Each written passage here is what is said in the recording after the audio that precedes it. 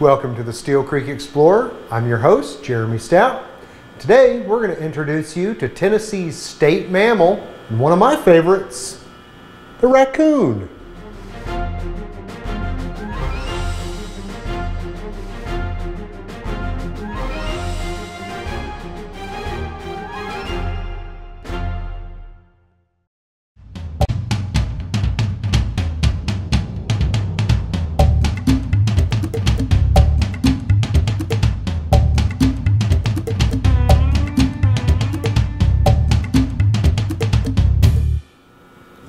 The raccoon is an amazing animal that can be found all across the state of Tennessee. In fact, it can be found across much of the United States in a variety of different habitats, climates. It's a generalist that eats lots of different foods, can make a home virtually anywhere. It's an amazing animal that unfortunately has a tendency to get a lot of bad press. Today we're going to talk a little bit about the anatomy and physiology of what makes raccoons so successful in North America, and we're also going to see if we can find some in the wild here in Steele Creek Park. Then we're going to take you to learn about an exciting project that's happening with raccoons right here in Steele Creek. It's going to be a fun episode. Well, what are raccoons? Raccoons have the scientific name Procyon lotor. Literally means before dog is what procyon means, and lotor is a Latin word which means washer. It refers to that interesting habit they have of dunking their food in the water before they eat it.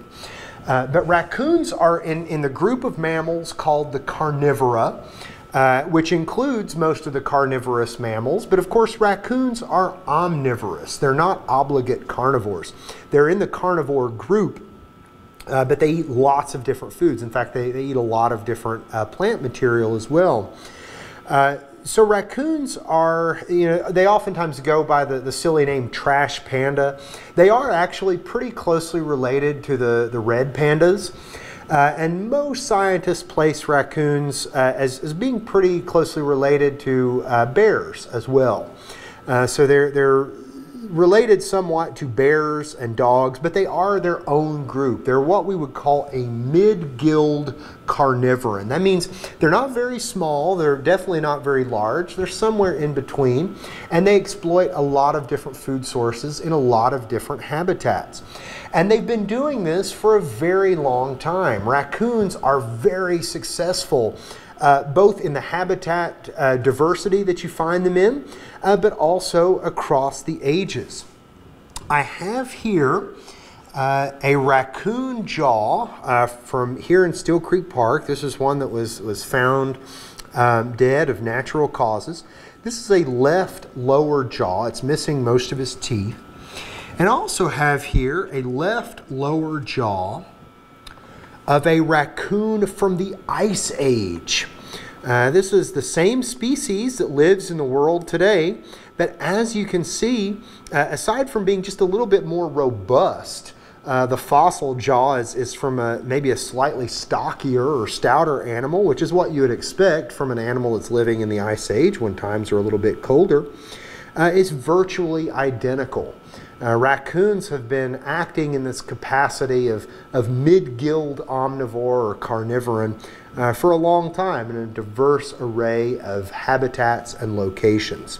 So what makes them so good at what they do? Well, the answer we can find in their anatomy. All right, well, here we have a replica skull of a raccoon. And right off the bat, maybe the first thing that you might notice is how much of the skull is taken up by the cranium, where the brain actually sits of this animal.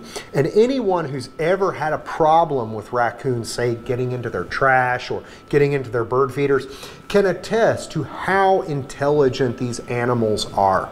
And that you can see right here on the skull. They have a lot of their skull oriented towards cognition, problem solving, very large cerebrum, the parts of the brain that we use to coordinate complex thoughts.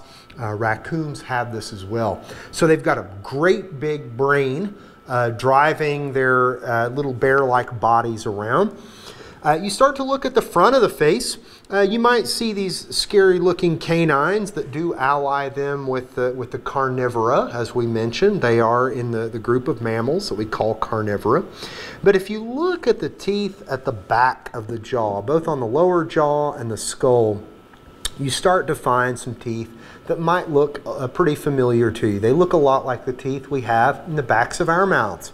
They have molars that are largely flat with a few little auxiliary cusps on the ends.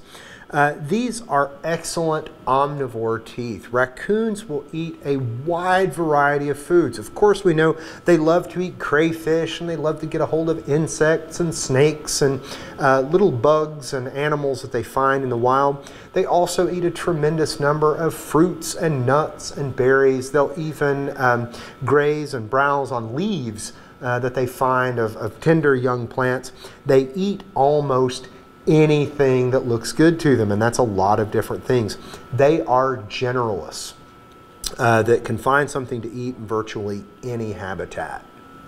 Well, in addition to their dentition and their intelligence and a lot of the things at the front of their bodies that help them find a lot of different food sources to eat, raccoons also have a postcranial anatomy and physiology that perfectly suit them to their lifestyle. Raccoons are active predators of species that are smaller than them, as we mentioned, but they also can become prey to larger predators.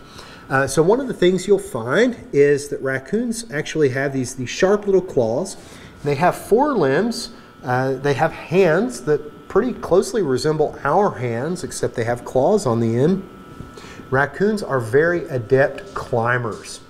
Of course, raccoons are primarily nocturnal, so in the daytime, when raccoons are least active, you're most likely to find them up high, sleeping in the crook of a tree or where a limb meets a trunk. That's where raccoons will oftentimes spend their days. So how are we going to find some raccoons to show you on Steele Creek Explorer today? Well, luckily, we've got some tricks up our sleeve. Raccoons, of course, are primarily nocturnal, so chances are, we're not going to find them out in the daytime. But what we have done, we've got eyes at night. We've got a handful of trail cameras that we employ here at the Nature Center. One of these we've got out in Steele Creek Park right now, and it's been running for a few days on a baited area where we might get some raccoon activity. So we're going to go check that camera, plug in its memory card, and let's find what kind of raccoon activity we've got. We actually baited this area where we left the camera. There was a roadkill deer that we drug out away from any multi-use trail, and we tacked it down in the woods. And we expected to find lots of pictures of coyotes, but if you take a look, the first images that the deer actually brought in were raccoons looking to scavenge. Raccoons tend to be solitary, but they certainly get along just fine in small groups. They'll share a carcass. This is a time of year when raccoons are trying to put on a lot of weight. They're looking for a lot of fatty and meat-based food sources when they can find it. Raccoons live from Florida all the way up to Canada, so they live in a wide variety of climates. Raccoons in our area don't typically hibernate. They will go underground. They'll go into burrows during the coldest parts of the winter, but you can find them potentially active on almost any night of the year. So here it is, it's cold, and these raccoons have been drawn into the deer carcass, really making a feast on this right here. It's not very common that you find raccoons chewing on a white-tailed deer, but that's exactly what we have here. Looks like they're having a party in some of these pictures. Well, that was great. We've got lots of activity of raccoons happening in the park, but those are still images primarily taken at night. How can we show you some active raccoons today? Well, luckily, I've got some friends in the park that are going to help us do just that.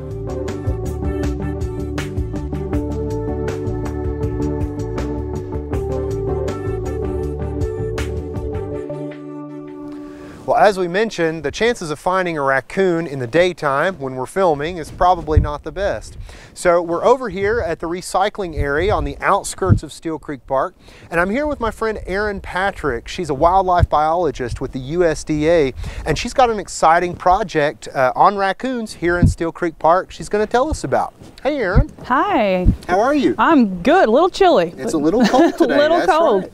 Well, what are we doing here today? So we're here actually trapping raccoons in live cage traps here at Steele Creek Park. We are trapping the raccoons to take a little bit of blood. We make them go to sleep for about 15 to 20 minutes. We take a little bit of their blood, and then we can see if they have been vaccinated for rabies, believe it or not. Wow. Yes, we actually are doing an oral rabies vaccination project here all over East Tennessee and the Western Virginia, where we're trying to stop the movement of raccoon variant rabies. So one thing we've already mentioned is raccoons are a known rabies vector. Yes. So that means that they are known to commonly transmit the disease. So can you tell us how much of a threat are they if they have the disease in the population? So raccoon variant rabies, when it is in a population of raccoons, is a very significant threat.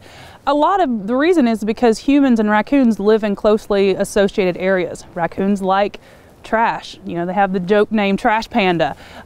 They live around humans, they dig in our trash. A lot of times they're eating dog and cat food off of back porches. So because of that, when a disease that goes through a raccoon population that could potentially be transmitted to humans, it is a significant threat. And of course, rabies is a serious disease. It's a virus that is 100% fatal if not taken care of and appropriately treated. The other good news though about rabies, it's also 100% preventable. So if you were to come in contact with a rabid animal, raccoon, dog, any animal, and you go through post-exposure shots, then you will not develop rabies. Excellent, that's wonderful. So that's why this project is good. So you're trapping our animals, you're checking to see if they're vaccinated, you're giving them an oral vaccine.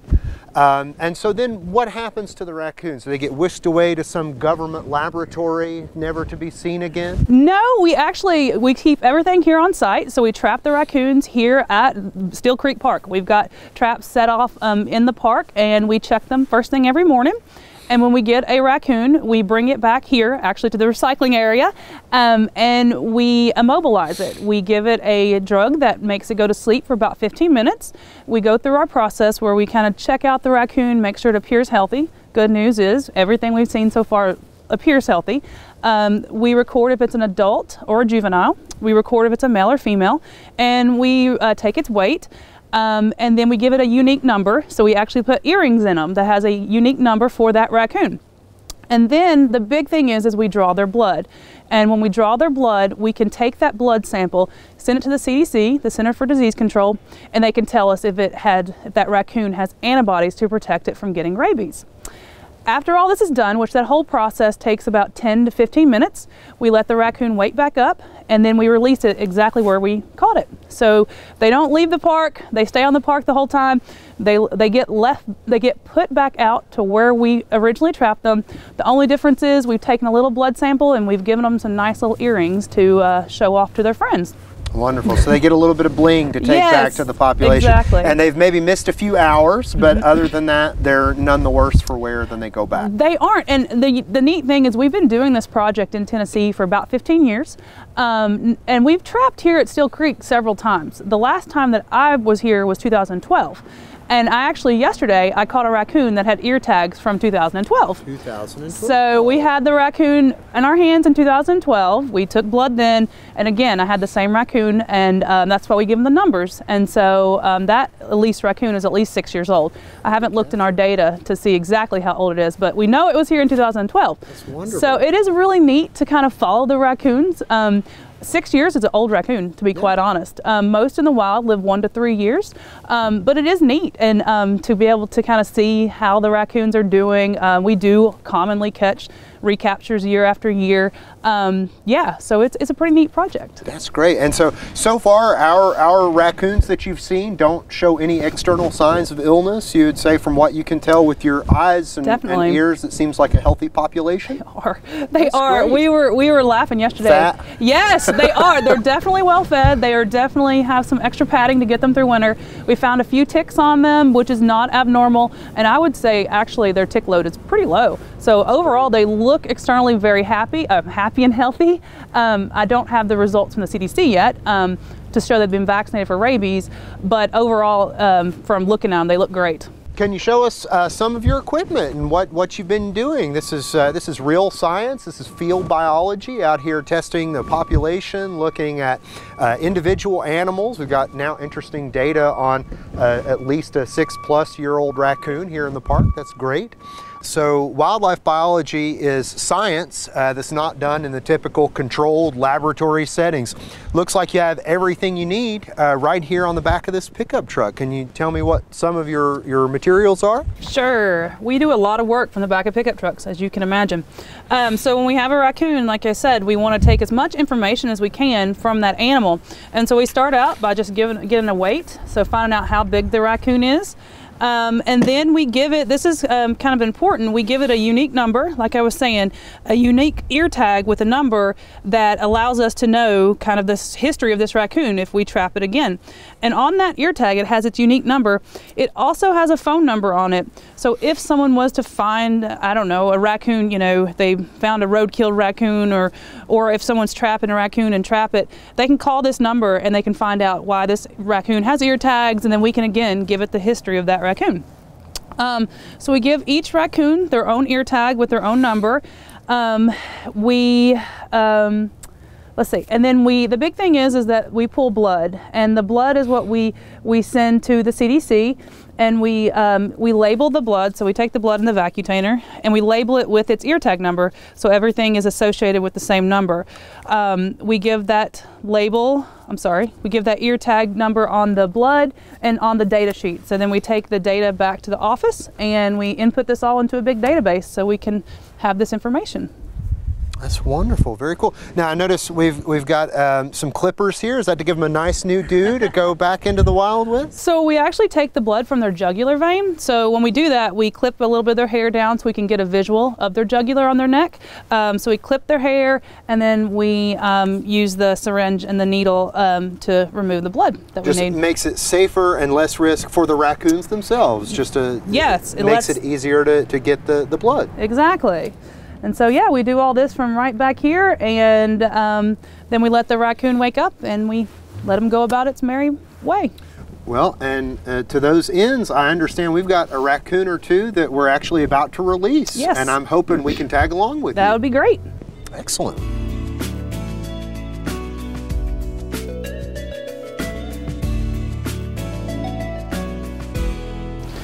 All right, it looks like this guy has, is it a guy or a girl? This one was a guy. This one's a guy. He's woken up.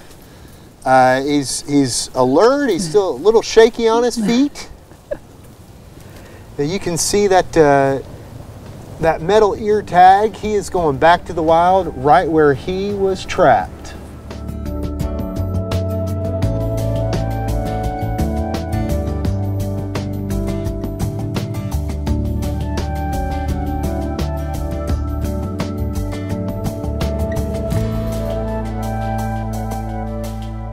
All right, Aaron, so we had 2 successful releases into the wild. The project is about halfway over. It's going to last for about 1 week here at Steele Creek Park. Is that right? And how many raccoons have you trapped so far? So far, we've trapped 12 raccoons from Steele Creek. We got 8 the first night and 4 the second night. And I'll be here through this Friday. So it's a 5-day trapping session.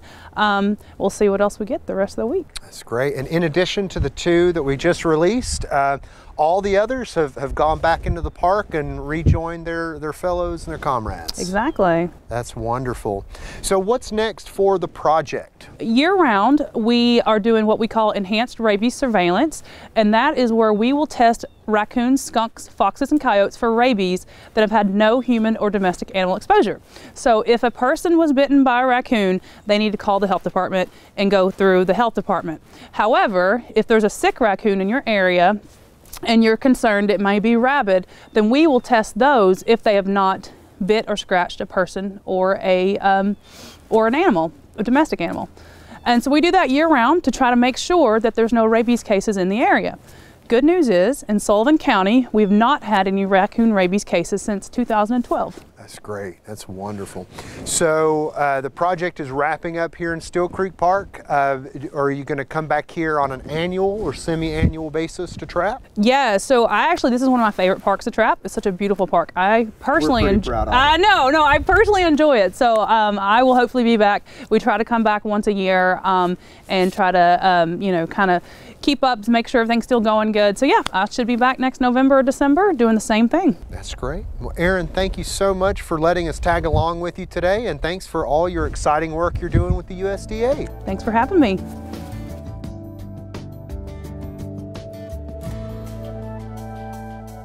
Well, I've had a great time introducing you a little bit to raccoons and to their status here in Steele Creek Park. It was great to see so much raccoon activity in the wild. I'm also very thankful to our friends Aaron Patrick and Kevin Baker at the USDA that allowed us to tag along on their project so we could actually see some raccoons in the wild that maybe we wouldn't otherwise see during the daytime. Of course, as we learned from their project, you should never approach any raccoon or any wild animal for that matter, of course. Raccoons are known to be rabies vectors, as we learn. That means that they are known to be prominent carriers of rabies. We're happy to find out that our population here in Steele Creek Park seems to be very healthy, but you should never close approach any wild animal or any animal you don't know. And if you ever find a raccoon that is behaving abnormally, if you feel like it's may be sick or may have something wrong with it, the USDA has provided a helpline that you can call where they'll actually come out and collect that raccoon and test it for rabies. So you can call that number if you find a raccoon acting abnormally.